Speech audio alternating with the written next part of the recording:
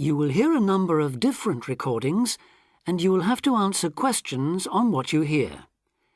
There will be time for you to read the instructions and questions, and you will have a chance to check your work. All the recordings will be played once only. The test is in 4 sections. Write all your answers in the listening question booklet. At the end of the real test, you will be given 10 minutes to transfer your answers to an answer sheet. Now turn to Section 1. Test 4. Section 1. You will hear a telephone conversation about opening a bank account. First, you have some time to look at questions 1 to 7.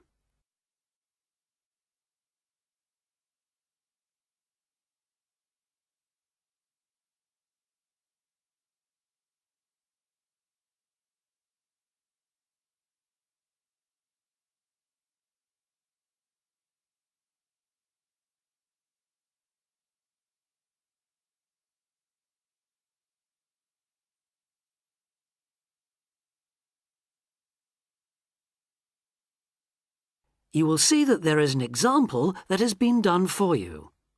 On this occasion only, the conversation relating to this will be played first.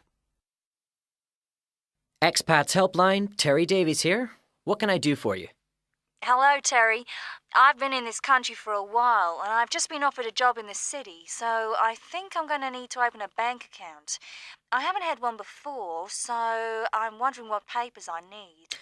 Well, basically you'll need to be able to prove to the bank that you're who you say you are and that you live where you say you do, okay? Uh-huh. And for some banks, at least, that means you'll have to show them 2 separate pieces of identity. So I'll run through the list if you like. Yes, please. Okay. I'll bring it up on the screen. Let's see. Here it is. Right. The first thing it says is a valid passport. The first document is passport. So passport has been written in for you. Now we shall begin. You should answer the questions as you listen because you will not hear the recording a second time. Listen carefully and answer questions 1 to 7. Expats Helpline, Terry Davies here. What can I do for you? Hello, Terry. I've been in this country for a while, and I've just been offered a job in the city, so I think I'm going to need to open a bank account. I haven't had one before, so I'm wondering what papers I need. Well, basically you'll need to be able to prove to the bank that you're who you say you are and that you live where you say you do, okay? Uh-huh. And for some banks, at least, that means you'll have to show them 2 separate pieces of identity. So I'll run through the list if you like. Yes, please. Okay. I'll bring it up on the screen. Let's see. Here it is. Right.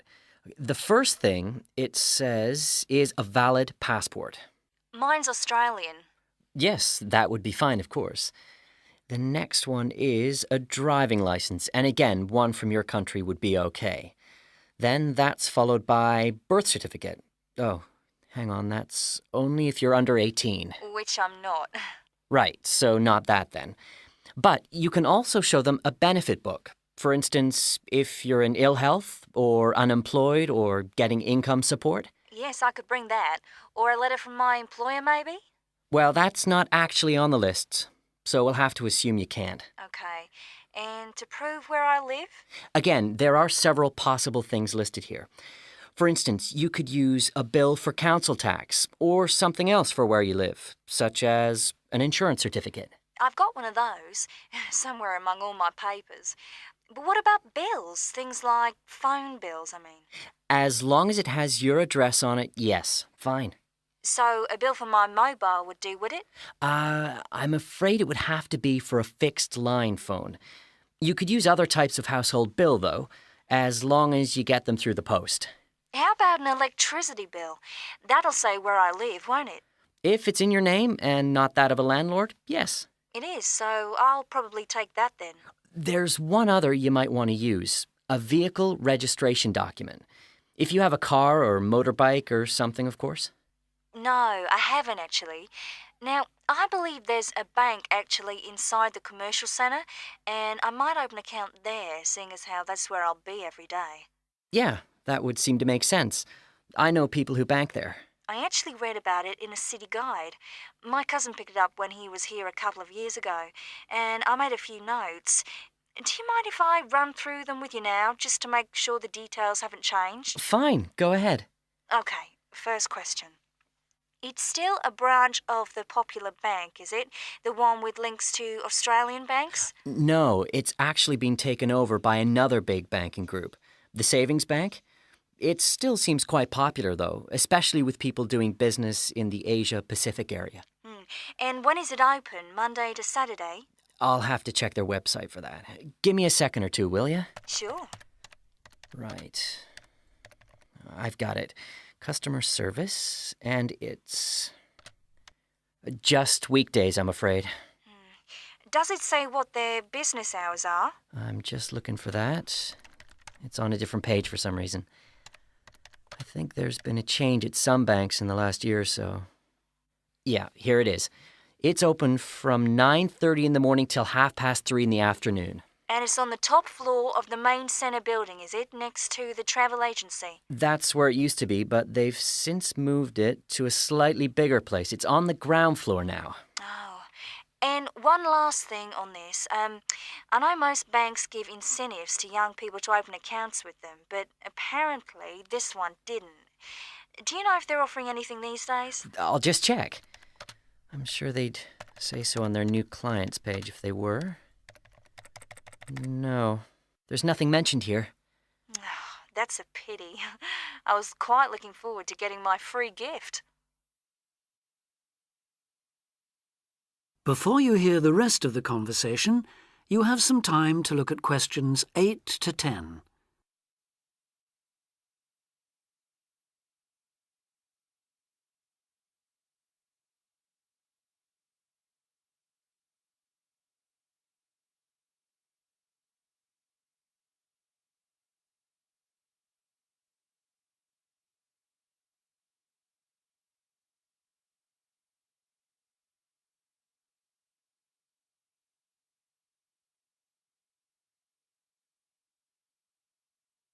Now listen and answer questions 8 to 10. There are plenty of other banks within walking distance, you know. It may be worth shopping around to see what they've got to offer. Longer opening hours, including Saturdays, perhaps less crowded. Can you tell me how to get to a couple of them? I know where the commercial centre is, so that's probably my best starting place. Sure. For the Royal Bank, you need to turn left when you leave the centre, go along Market Street past the post office, and turn left up Bridge Street past the Shaw Theatre. Then you take the first right. You'll see an internet cafe on the other side, and the Royal is just a bit further along on the right, directly opposite the Park Hotel. Okay, I've got that. What about the Northern Bank? For that one, you turn right as you come out of the centre and go along Market Street until you come to the junction with West Street. There you turn right again and carry on up as far as the next junction where you take a left. You'll see the bank from there. It's the third building on the right. Fine. And the last one, the National Bank? You can go either way from the centre, really. Up West Street or Bridge Street and then along past City Hall. The bank is on the other side of the road, right next to the tourist office. You can't miss it. Great. Thanks a lot for your help. Anytime. Bye. Bye. That is the end of section 1.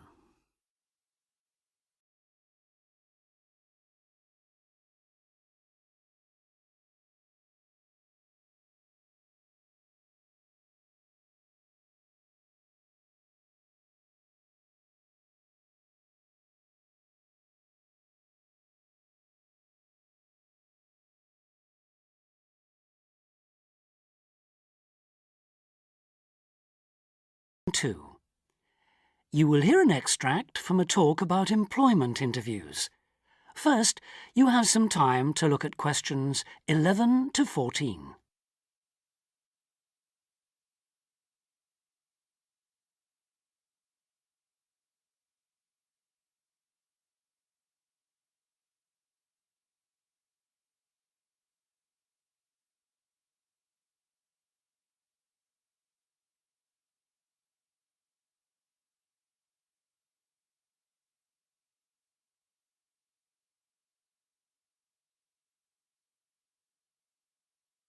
Now listen carefully and answer questions 11 to 14. Today I have with me Sandy Richardson of the local Workforce Center, and she'll be talking about that critical step towards the goal of employment, the interview. Sandy, what is an interview for, and what's the best way to approach it? A job interview is simply a meeting between you and a potential employer to discuss your qualifications and see if there is a fit. The employer wants to verify what they know about you and talk about your qualifications. If you have been called for an interview, you can assume that the employer is interested in you. The employer has a need that you may be able to meet, so it's your goal to identify that need and convince the employer that you're the one for the job. As everyone knows, interviews can be stressful, but when you're well prepared, there's no reason to panic. Preparation is the key to success in a job search, and you can begin by collecting together all the documents you may need for the interview, such as extra copies of your resume, lists of references, and letters of recommendation. You could also take some work samples, selecting from what you have designed, drawn, or written, for instance. And make sure you have a pen and pad of paper for taking notes. The next step is to find out about the post. The more you know about the job, the employer, and the industry, the better prepared you will be to target your qualifications. Always request a job description from the employer and research employer profiles at the Chamber of Commerce or local library. You could also try to network with people who work for the company or with employees of companies associated with it. The next step is to match your qualifications to the requirements of the job. A good approach is to write out your qualifications along with the job requirements. Think about some standard interview questions and how you might respond. Most questions are designed to find out more about you, your qualifications, or to test your reactions in a given situation. If you don't have any experience or skills in a required area, think about how you might compensate for those deficiencies. Before you hear the rest of the talk, you have some time to look at questions 15 to 20.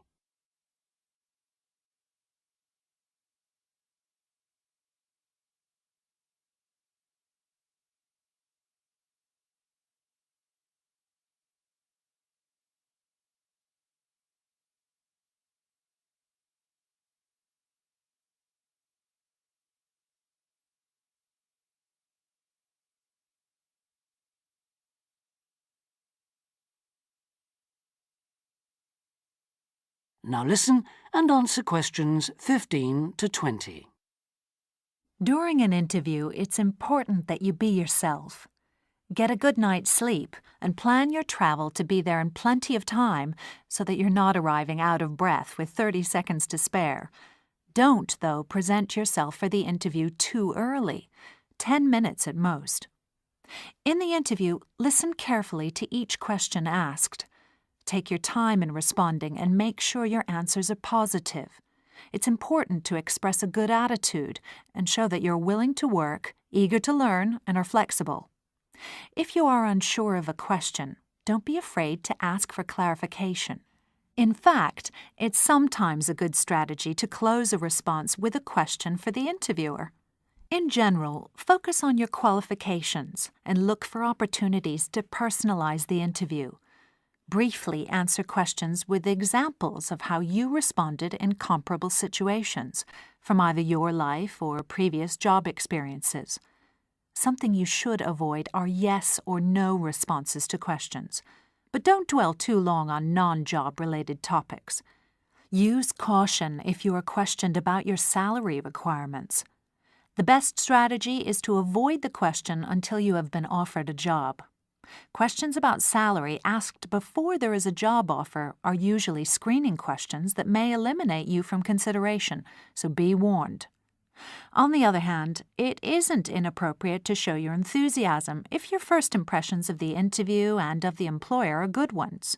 So, if the job sounds like what you are looking for, say so. Keep in mind that the interview is not over when you are asked if you have any questions. Come prepared to ask a couple of specific questions that again show your knowledge and interest in the job. Close the interview in the same friendly, positive manner in which you started.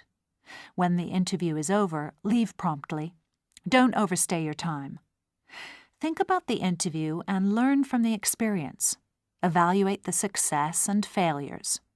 The more you learn from the interview, the easier the next one will become. You'll become much more confident.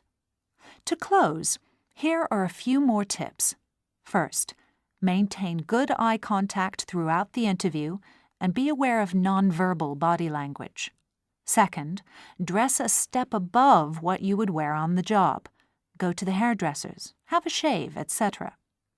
Remember that your appearance is a key indicator of whether you have the right attitude, so it can pay to give some thought to how you look.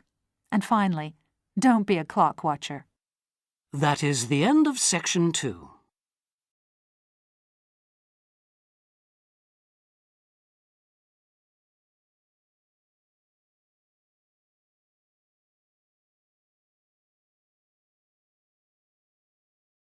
Section 2.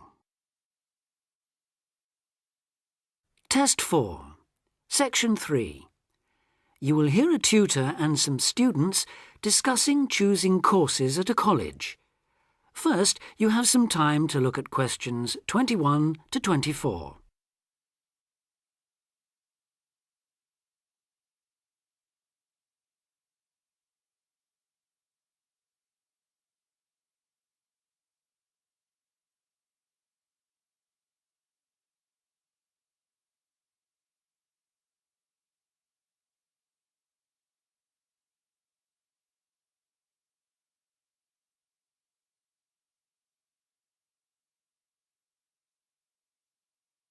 Now listen carefully and answer questions 21 to 24.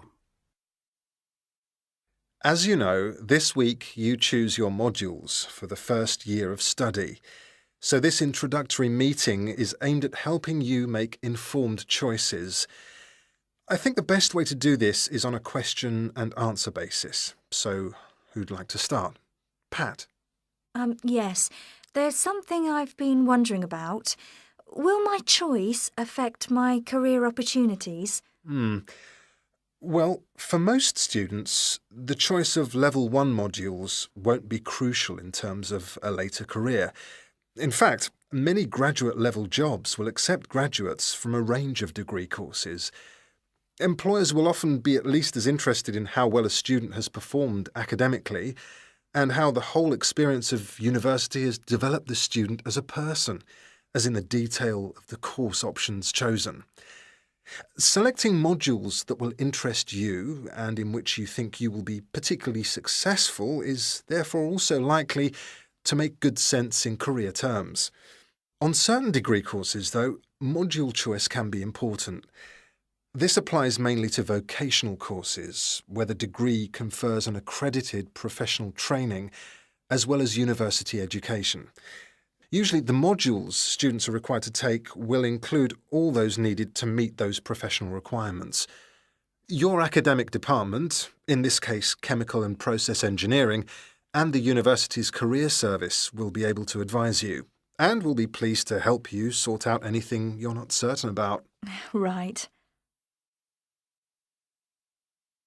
Before you hear the rest of the discussion, you have some time to look at questions 25 to 30.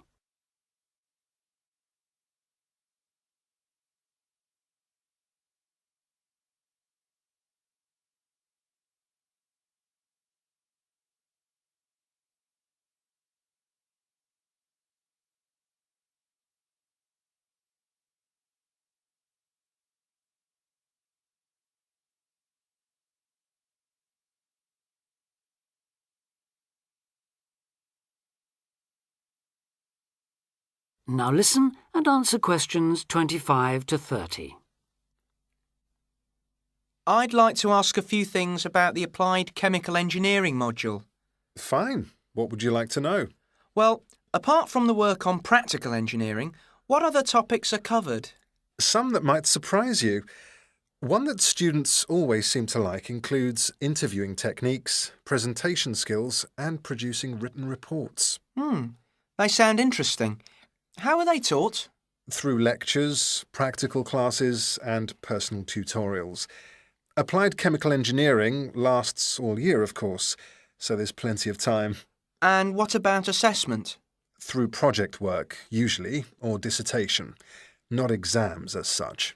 Is that the same for the information technology part of the module? Yes, things like word processing and learning to create spreadsheets are tested in a similar way on this module. That's not the case in some other modules, is it? No, it isn't. Are you thinking of any in particular? Yes, I'm considering doing fluid mechanics. Ah. The work on flow analysis looks interesting, and I like the look of some of the other topics too. So, how is that module tested? That's one of those which still uses written exams. The sit-down, formal type, I'm afraid. Oh, that doesn't matter. I quite like that kind, as it happens. Pat, you've got a question. Yes. I was wondering about Science 1 in chemical engineering. How is that organised? It's a bit different from other modules, isn't it? Yes, it aims to give the necessary basis of physics and biology for those students who haven't studied the relevant subjects at A-level or equivalent. In practice, it means that students who have already studied physics are excused the physics lectures, while those who've done biology are exempt from attending the biology lectures. In the second part of the module, you're assessed on your project work in one of those subjects. And does the teaching approach differ too? Yes, particularly in one respect. You're encouraged to learn by working out the solutions to problems for yourself. I like the sound of that. OK. Anything else? Yes, I believe it's possible to do a modern language as part of the course. Can you tell me a bit about the Spanish 1A module? Certainly. The main emphasis in 1A is on understanding and speaking, but students also learn to carry out some straightforward reading and writing tasks. Basic aspects of grammar are also introduced and practiced. The module comprises 36 hours of class contact, mainly in tutorial groups of 16 to 20, and students are expected to do approximately 64 hours of private study. It sounds interesting. I did some Spanish at the Cervantes Institute last year. Passed an exam, in fact. Ah, I'm afraid that means you can't do 1A. Oh. The regulations say this module may not be taken by students with a qualification in Spanish, though you could do 1B. That is the end of section 3.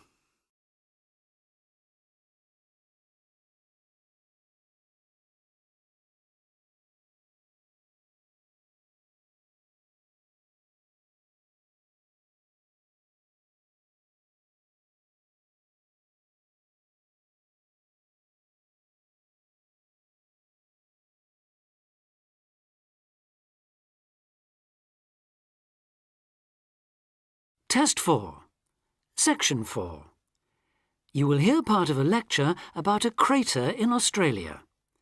First, you have some time to read questions 31 to 40.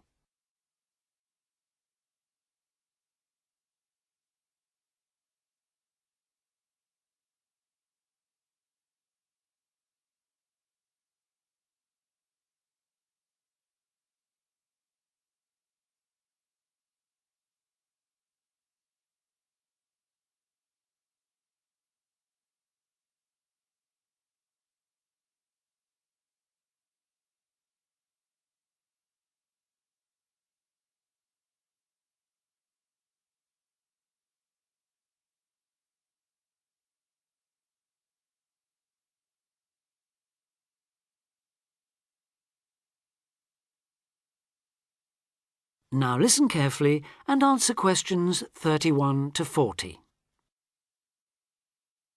Lake Acraman in South Australia is Armageddon for the purist.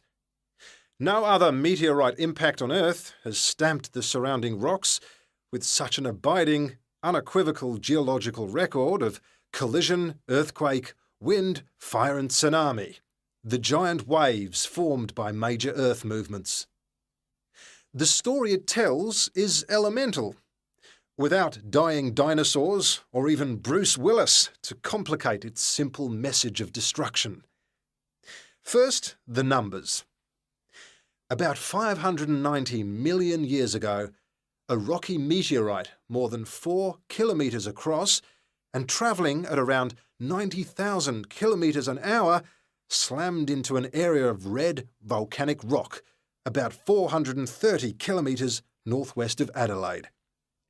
Within seconds, the meteorite vaporised in a ball of fire, carving out a crater about 4 kilometres deep and 40 kilometres in diameter, and spawning earthquakes fierce enough to raise 100-metre-height tsunamis in a shallow sea 300 kilometres away.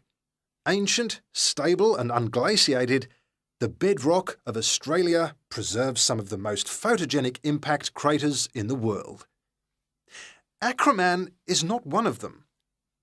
500 million years of erosion has taken its toll. A salt pan surrounded by low hills is all that remains to mark the site of the cataclysm. The true nature of the place dawned on geologist George Williams of Adelaide University in 1979. Gazing at a sheaf of newly acquired satellite images, he saw the small circular shape of Lake Acraman surrounded by a ring of faults and low scarps 40 kilometres across, and an outer ring twice this size. A year later, he made it to the site. On islands near the centre of the lake, Williams found bedrock shattered in a conical pattern that experts consider a sure sign of a meteorite impact. Except for a crater, which had long since eroded, the area was a textbook example of an impact site. In 1985, further intriguing evidence turned up. Vic Gostin, another Adelaide geologist, had been studying a thin band of fragmented red volcanic rock in 600-million-year-old shale in the Flinders Ranges, more than 300 kilometres east of Acraman. To his bewilderment, the volcanic chunks turned out to be 1 billion years older than the shale. Where had they come from? Comparing samples, Gostin and Williams found that their rocks were identical. The red rock in the Flinders Ranges had been blasted there from Acraman. Later, the same material turned up at sites 500 kilometres from Acraman.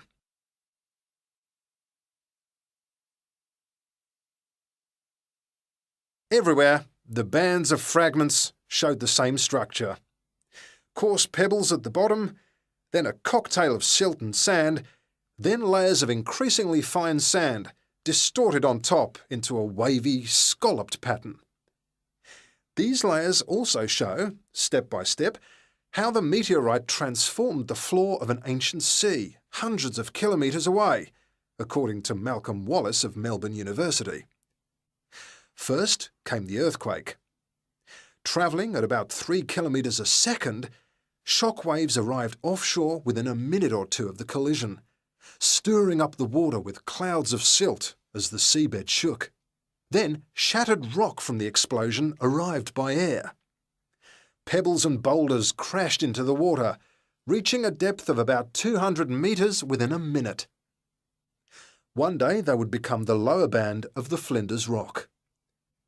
Sand took up to an hour to come to rest, finally bedding down with the silt that was also now settling on the sea floor as the effects of the earthquake died away.